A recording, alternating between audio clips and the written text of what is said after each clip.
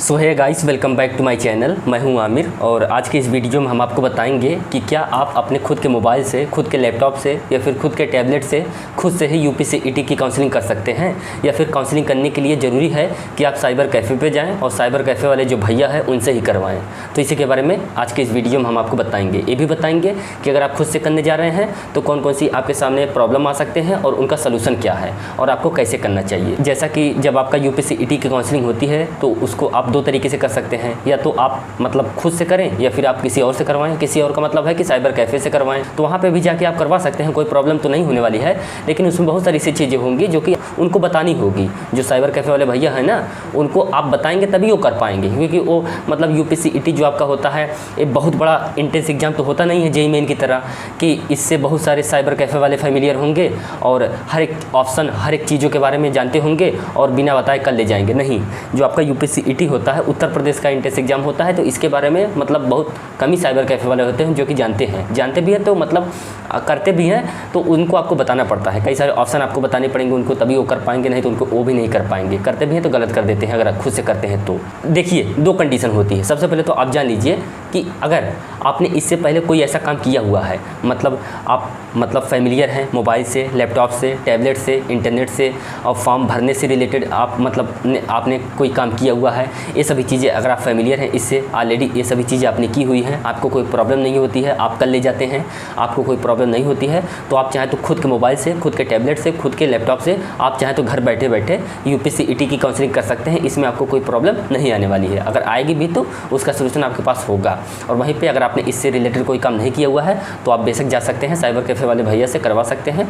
जो चीज़ें होंगी छोटी मोटी जो कि मतलब उनको प्रॉब्लम होगी, हम वीडियो बनाते ही रहेंगे, आपको टाइम टू टाइम जो भी प्रॉब्लम आएगी हम आपको बताते जाएंगे, आप उनको बता दीजिएगा, वो कर देंगे। अच्छा, अगर आप खुद से करने जा रहे हैं, अब बात करते हैं खुद से करने जाएंगे ना, तो इसमें तो अगर मान लीजिए कि आप मोबाइल लैपटॉप से करते हैं तब तो कोई दिक्कत की बात नहीं है। लैपटॉप से करते हैं, टैबलेट से करते हैं, मोबाइल से करते हैं, तो उसमें क्या होगा कि आप मतलब क्रोम से ही करेंगे, गूगल में जाके करेंगे। तो उसमें आप एक काम कीजिएगा कि कोने में जो 3 डॉट होता है जिस पर क्लिक करने के बाद डेस्कटॉप साइट करके एक ऑप्शन आता है, उस पर जब आप चेक बॉक्स पे क्लिक कर देते हैं तो जो आपका पेज होता है वो डेस्कटॉप साइड में खुल जाता है। मतलब जिस तरीके से लैपटॉप पे दिखता है, टैबलेट पे दिखता है, उसी तरीके से आपके मोबाइल में भी मतलब पेजेस खुल जाते हैं, आप उस पर देख सकते हैं, ऑप्शन फिल कर सकते हैं।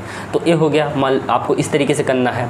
अच्छा, ऑनलाइन जो पेमेंट आपको करना होता है 1000 रुपये रजिस्ट्रेशन फ़ीस का और 20,000 या फिर 12,000 रुपये जो भी आपकी कैटेगरी होगी उसके अकॉर्डिंग जब आप मतलब काउंसलिंग फ़ीस का पेमेंट करते हैं तो आप तो मतलब चाहे आप साइबर कैफ़े वाले के यहाँ जाएँ, वहाँ से अपने काउंसलिंग करवाएँ, चाहे आप खुद से ही कर रहे हैं, दोनों ही कंडीशन में मैं आपसे कहना चाहता हूं, जो आप काउंसलिंग फ़ीस का पेमेंट करवाएंगे वो आप अपने खुद के एटीएम कार्ड से, खुद के डेबिट कार्ड से या फिर खुद के क्रेडिट कार्ड से करवाएंगे। या फिर अगर आपके पास नहीं है, आप माइनर हैं, तो आप अपने फैमिली के किसी मेंबर के एटीएम कार्ड से, उनके डेबिट कार्ड से या फिर उनके क्रेडिट कार्ड से ही आप जो काउंसलिंग फ़ीस है उसका पेमेंट करवाएंगे। चाहे आप खुद से जब कर रहे हैं तब भी वैसा ही आप करेंगे, चाहे आप साइबर कैफ़े पर जब जाएंगे तब भी आपको ऐसा करना है। क्यों? क्योंकि मान लीजिए कि बाद में अगर आप यूपीसीईटी छोड़ना चाहें, आपको कॉलेज उतना पसंद नहीं आया, आप यूपीसीईटी से बाहर निकलना चाहते हैं, किसी और कॉलेज में जाकर एडमिशन लेना चाहते हैं, या फिर ड्रॉप लेते हैं, या फिर कोई और इंट्रेंस एग्जाम के थ्रू कॉलेज में एडमिशन लेना चाहते हैं, तो इस कंडीशन में जो आपने ऑलरेडी फीस का पेमेंट किया हुआ है 20,000 या फिर 12,000 रुपये, उसको आपको रिटर्न लेना होता है, रिफंड लेना होता है। तो जो आपका रिफंड आता है उससे उसी अकाउंट में आता है जिस अकाउंट से पेमेंट किया गया है।